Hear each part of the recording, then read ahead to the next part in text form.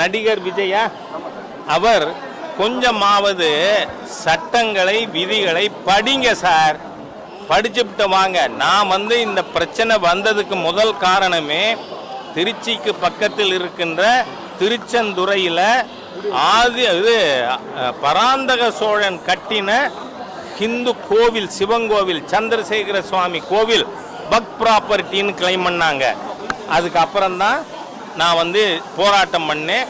அதை கிரண் ரிஜிஜு அவர்களும் சரி, மாண்புமிகு உள்துறை அமைச்சர் அமித்ஷா அவர்களும் அதை பார்லிமெண்ட்டில் பேசும்பொழுது குறிப்பிட்டிருக்கார். நான் கேட்குறேன், இந்த வக்ஃப் சட்டத்தில் நம்ம கொண்டு வந்திருக்கிறதுல என்ன முஸ்லிம்களுக்கு எதிர் இருக்கு? அதை சொல்லுங்க. அவருக்கு அது புசியா பில்லியா யாரோ?